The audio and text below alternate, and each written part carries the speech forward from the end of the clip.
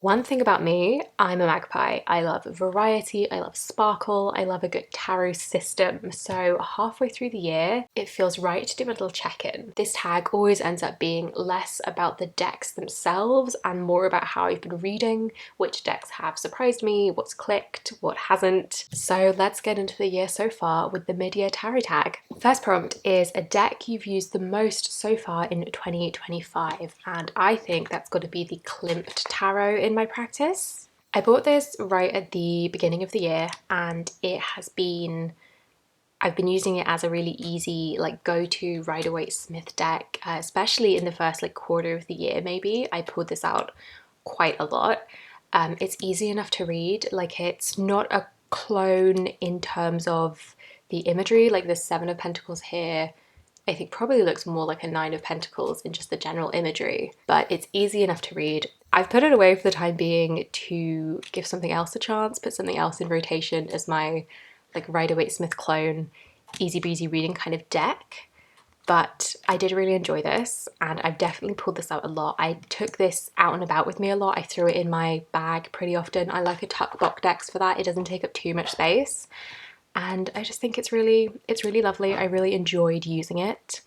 And like I say, it's not going anywhere. It's just out of rotation for the time being to give something else a chance of being my like everyday grab and go kind of a deck. So that is the Klimt Tarot, which I used an awful lot, especially in the first like 3 months of the year. The second prompt is a new deck that came into your collection, and there were a few, but the deck that I've picked for this, purely because I didn't pick it for any other prompts, is the Deleted World Tarot. If you've been watching my videos this year, or if you joined me over on Patreon, particularly in the Tarot Lab, I expect you've seen quite a lot of this deck. I feel like I was really anticipating this deck. It might even have been when I did this tag last year. The Deleted World Tarot might have been my most anticipated deck, or deck that I'm still waiting on, whatever that prompt is. And it showed up in I think January or February this year, and it has not disappointed. I've been really loving it. The art style is fantastic. I love a collage deck. I love this kind of vaporwave liminal, glitchy, cyberliminal style. I love the colors. This actually reminds me a lot of the Tarot Volatile, but in this like more pastel kind of palette.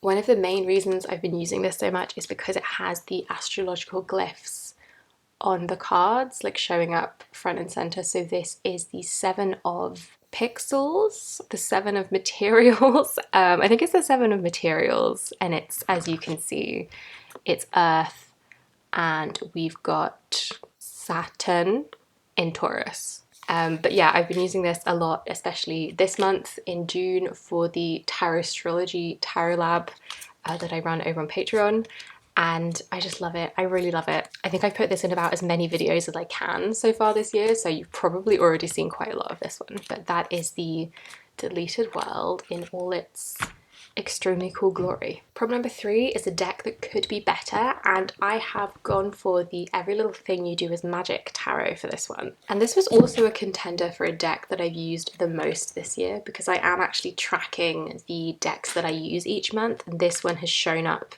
in quite a few months. I've pulled this out quite a lot. I've really liked pairing this with a couple of things, especially the Animal Apothecary. I think I've used this with quite a lot, and I really love it. I love the art style.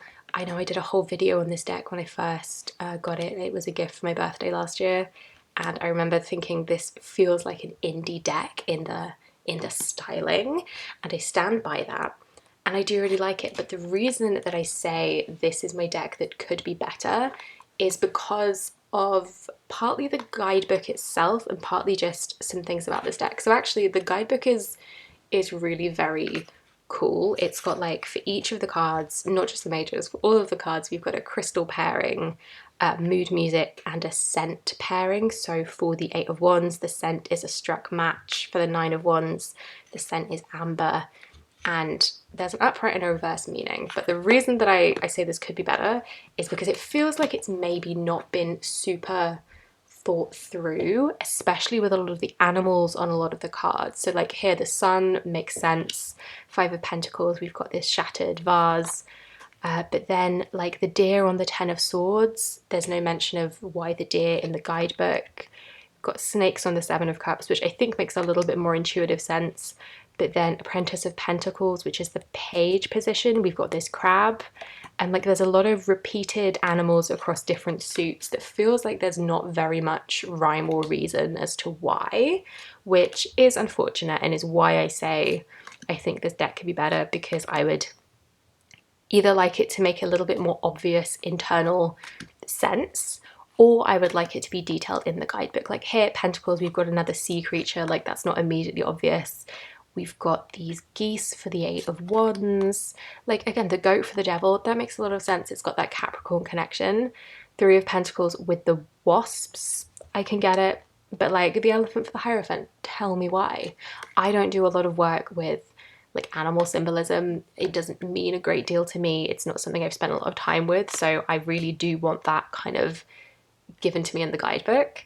But aside from that, I really enjoy this deck, but it is a thing that I think could be improved on and is a real shame. So that is the Every Little Thing You Do is Magic Tarot, and I really enjoy it. I've used it a lot. Like I say, it was a contender for my most used of this year so far, but it could be better, you know, it could be better.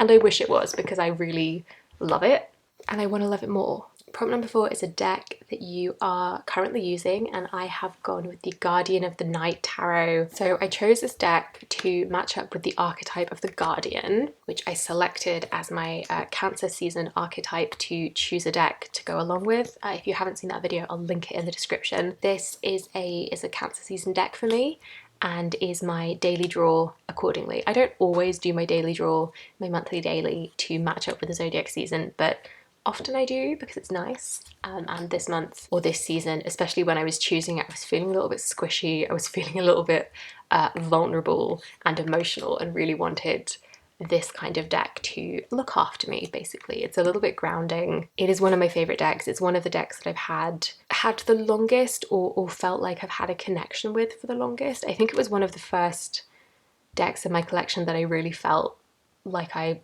connected with, which is such a vague description, but I'm not going to get into that here.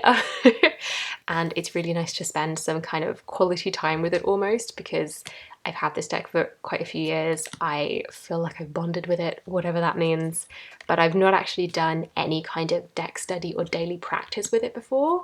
So it's really nice to be doing something like a little bit new with a deck that I've had for so long. So that is the Guardian of the Night, my deck I'm currently using for Cancer season. As usual, I'm theoretically using lots of different decks at once. Actually, recently I've not really done anything except pull my daily draw. There's a video coming on that soonish, on like tarot slumps and burnout, so stay tuned for that. I'm very happy to be using it regardless, and it's not a deck I'm exclusively using on purpose, but it is kind of shaking out that way. So the Guardian of the Night, the archetype of the Guardian for Cancer season, is the deck I'm currently using. Prompt number 5 is Biggest Surprise, and for me that was actually the system of the Tarot de Marseille. So this is the Squid Cake Marseille, the mass market edition, which I've chosen to represent the Tarot de Marseille system as a whole. And the reason this was my biggest surprise is because it just really clicked for me this year in a way that was very pleasantly surprising. I've been doing Marseille for May in my own practice for, I think this is the 3rd year in a row that I've done it. So I was doing a lot of Marseille experimenting in my practice, and I was particularly focusing on trying to read the Tarot de Marseille, like the open style reading, and I really enjoyed it. It just felt like it clicked for me in a way that it hasn't previously, which was really nice. And suddenly I felt like I actually could read it with a little bit more confidence without having to kind of constantly refer to the guidebook. I think also I'm a little bit more up on my numerology than I have been in previous years, and also I just was giving myself a lot of permission to just look at the shapes and less pressure to feel like I'm doing things correctly, which was really nice, because that's definitely something I've struggled with Tarot de Marseille before. In general, I've always been a bit of a perfectionist. It would be really nice not to, but here we are. So it was nice to just be able to kind of go with the flow of my reading and not worry about getting it right or following some kind of rules, because at the end of the day, a personal practice is personal, and I like playing with the system. I like trying things out and just seeing where it takes me. It's why I do the Tarot Lab. It's what I love the most about doing the Tarot Lab over on Patreon, is just being able to experiment for the sake of it. And I feel like that really helped the Tarot de Marseille click into place for me. So this has been my biggest surprise, a very pleasant one, and I'm really enjoying it, and to the point that I've kept my Marseille decks out as something that I can reach for ongoing. I haven't just sort of relegated them to May and then put them away and not had to worry about them until next year. I've been really enjoying working with them. So that is the Tarot de Marseille system as my biggest surprise. Prompt number 6 is Deck Crush, and I've actually gone with another Marseille deck. I've talked about this deck a fair bit recently because of course I was doing Marseille for May. If you join me over on Patreon, you've seen this deck a fair bit, and I love this. I am a Charlie Claire Burgess fangirl to the core, and I just adore this so much. I've had this for about a year now. I'm still crushing on it.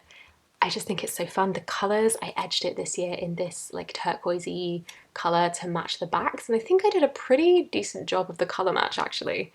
But I love the colours. I love that it is just a love letter to queerness and queer history. It makes me so very happy. I love the guidebook for this, which explains all the little details, especially the flourishes in like the minor arcana. We've got the pride flag for the 6 of Wands. I just adore this so very much. This deck also has been a big reason, I think, why the Tarot de Marseille has really clicked for me this year, because I am able to anchor bits of history, bits of like culture. Like here we've got Joan of Arc in the Judgment. The courts in this are just absolutely stunning. When I eventually do this favourite court cards video that I've been thinking about for, I swear, like a year, this deck is definitely going to be in that collection. But I love it so much. This star card is, I think, maybe my favourite star card of all time, and I'm not even sure I can articulate why. I just know that I love it so much. I think it's beautiful. So the Game Marseille is a deck crush still. Going strong, even though I've had it for a year. I'm still crushing on it. I think this devil is fabulous. I love it. I love the deck. So that is my deck crush ongoing. The next prompt is a favourite single card from a deck, and I have chosen the crab for the 4 of Shells from the Spirit Animal Tarot, which I don't think is a new favourite of mine. I think this has been a favourite since some point last year, but it remains a favourite. And I mean, who's good at picking favourites? But when I was thinking, okay, what's a single favourite card? This is the first one that sort of sprung to mind. Because, for instance, I love the Game Marseille. I could have chosen that star card, but there's just something about the crab for the 4 of Shells, and I'm not even truly sure I can articulate why, but it feels especially appropriate for this current moment because we're in Cancer season. Cancer is the crab. We've got Jupiter in Cancer. We've literally just had that Cancer new moon, which was it kind to anybody else? I know it was supposed to be really good astrology, but I felt emotionally wrung out with that new moon. But I just love this, and one of the reasons this is a favourite card for me is because of the position it came up in when I did a reading with this deck, and I think it was actually one of the spreads that is in the guidebook for this. And the way the guidebook talks about this as being about like protection and self-preservation with the crab in its shell was a new spin on the 4 of the Shells as the cup suit. So it was a bit of a spin on the 4 of Cups that I hadn't really seen before, and the way that it came up in the reading and the way it interacted with the other cards and the theme of the reading was really quite special. So the 4 of Shells, the crab, the Spirit Animal Tarot, also called the Animal Wisdom Tarot, definitely a favourite of mine. Prompt number 8 is a deck that makes you happy, and for that I have chosen to talk about the Pink Sugar Oracle. And I feel like this needs no explanation as to why this makes me happy. It's pink, it's shiny, these cute pink edges, the hot pink holographic, like that's it. That's the reason it makes me happy, because it's just so joyous to look at. But yeah, I love a sparkly deck. I'm a magpie after all. Hot pink is my favourite colour. It's so cute, it's so pretty. I just really enjoy looking at it. I've really enjoyed using it, but I've also just been flipping through it because it makes me happy. That's really it. It makes me happy. I like looking at it. I've been flipping through it to look at it because it makes me happy. The guidebook is also really nice, and this obviously has me wanting even more of Logan's decks, which, you know, adding to my ever-growing deck wish list, as if that's something that I need.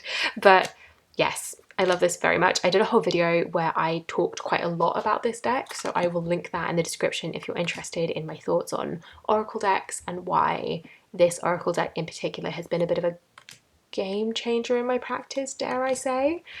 So the Pink Sugar Oracle is very much a deck that has been making me happy this year. Prompt number 9 is Great Guidebook, and I simply had to choose the guidebook for the Awakening Tarot. I know I've talked about this a fair bit, but I'm going to talk about it again because it is absolutely fantastic. It's possibly my new favourite tarot guidebook. I have been thinking about doing a follow-up to my favourite deck guidebooks video that I did last year, but the Awakening Tarot is fantastic because there is just so much in here. This is a Monica Badersky deck, and I've heard just good things about her guidebooks overall. This one has certainly not disappointed. So if we look for every card, each card has like an affirmation from the card. We've got an image description, keywords, and a message. And then there's advice for the upright position. There's a reversed meaning, and then there is a shadow meaning, and then there are also reflection questions. This is an elemental deck, as it's called, the Awakening Tarot, an elemental approach.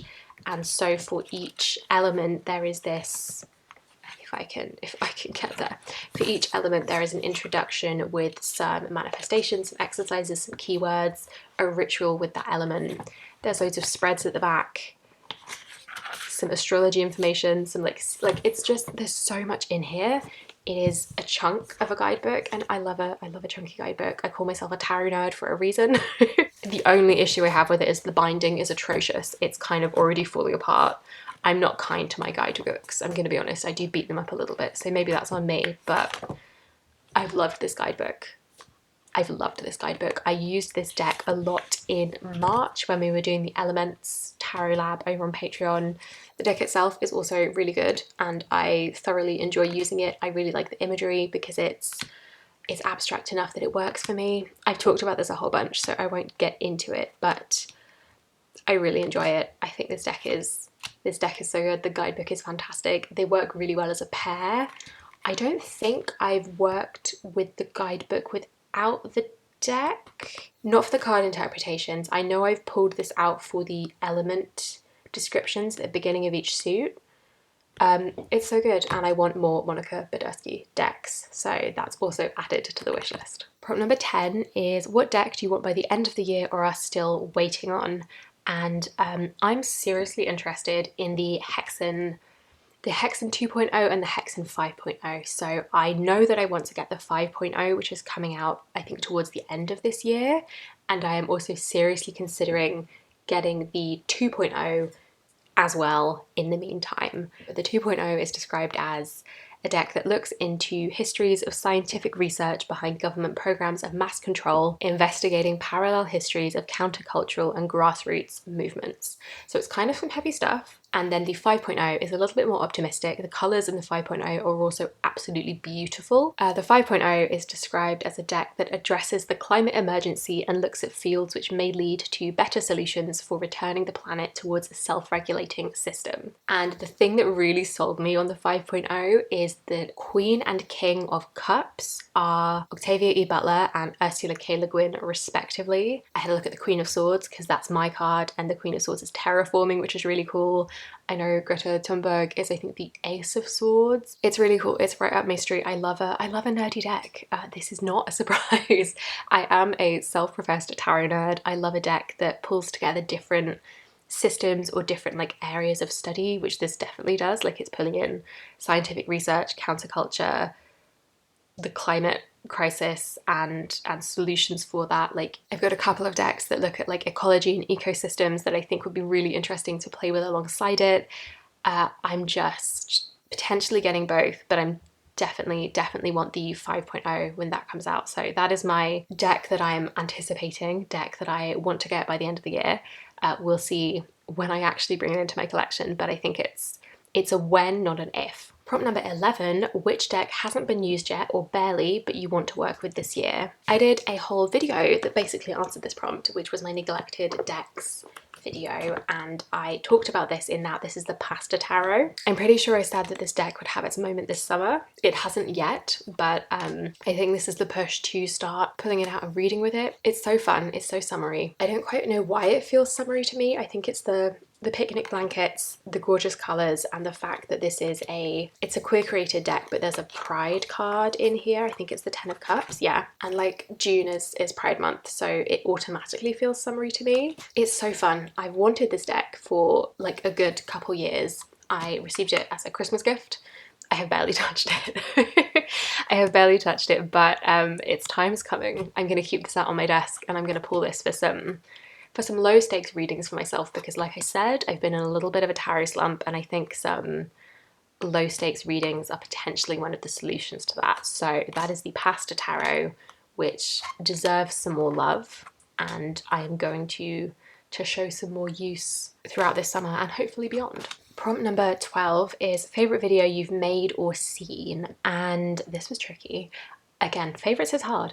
I think the favourite video or videos that I've made have been the videos in my Decks for the Signs series that I've been doing. I started with Aries season.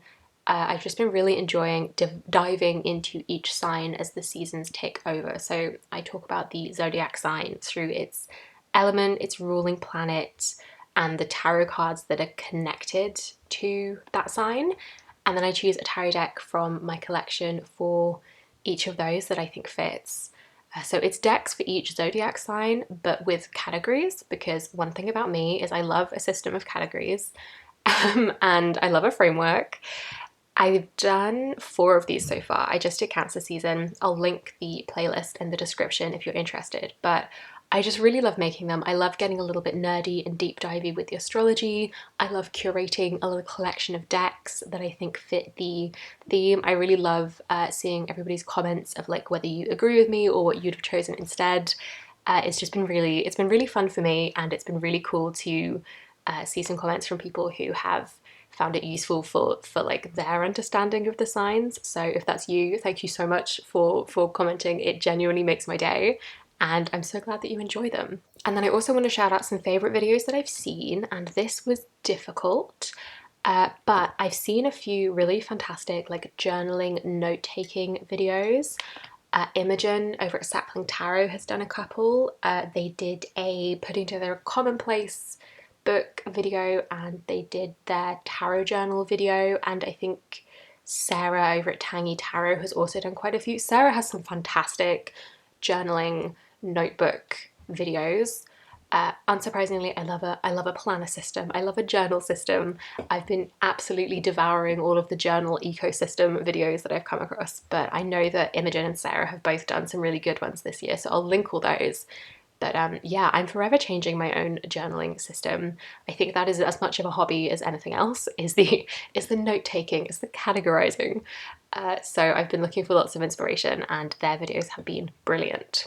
Okay, final prompt is to pull a card for the next 6 months, or to pick a card whose energy you want to bring in for the next 6 months. And I am going to put my faith in the Guardian of the Night and shuffle and pull a card for the next 6 months. And let's see what we get. Maybe I should have used the Pasta Tarot because I want to start to use that deck more. I'll see what the Guardian of the Night gives me, and maybe I'll pull a Pasta card as well.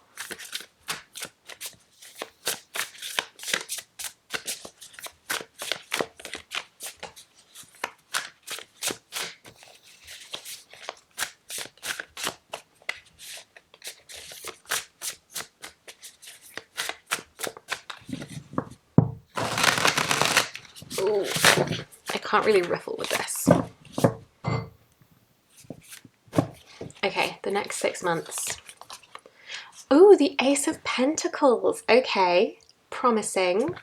So this is the gorgeous Ace of Pentacles in the Guardian of the Night Tarot. And this is interesting because I was reviewing my own Ace notes yesterday, actually. So the Ace of Pentacles is, to me, this is about manifesting, as in the art of making something real, like bringing an idea into reality, turning ideas into plans and turning plans into action, and like making something happen in the real material tangible world, like having some kind of impact, making some kind of change, or making something felt. So this is cool because I know personally, for my like personal life, I have a lot of ideas and goals and plans, and so I like to see the Ace of Pentacles as a message that maybe I'm gonna be able to make that happen. And then also on a broader scale, I have lots of less ideas and plans because I am but one person, but I have a lot of changes that I would like to see made, and I choose to take this as a positive message towards that. Yeah, okay, I like that. I don't think there is any need to pull another card. I don't want to jinx it. I'm going to take that Ace of Pentacles. I hope that this is an energy that we all get to bring into the rest of 2025 in making our hopes, our dreams, our goals, our wishes into plans, into reality, into the real world, and making some kind of having some kind of impact, having some kind of felt change. So that is the Ace of Pentacles for our little mini 2025 reading. Let me know what you want to see from me over the next 6 months as well. Like I said, I've got a tarot slump burnout adjacent video that I'm thinking about doing. I'd love to do that court cards video. I'd love to do a follow-up to my favorite tarot guidebook. So let me know what you want to see more of from me. Go check out my Decks for the Signs videos because I'm really proud of them. Come join me over on Patreon if you are a fellow tarot nerd and want to get into the layers of things. That's what we do over there. I would love to have you. I love this tag. I will of course link Chanel's channel and her video in case you haven't seen it yet. And I hope that your 2025 has been good to you so far. I hope the rest of it is going to be better to you in your practice, in your personal life, to us as a world. I really hope it's better to us for the rest of the year. Thank you so much for watching. Give me a like if you liked it, subscribe if you haven't already, check out my Patreon, all that good stuff, and I will see you in the next one. Bye bye.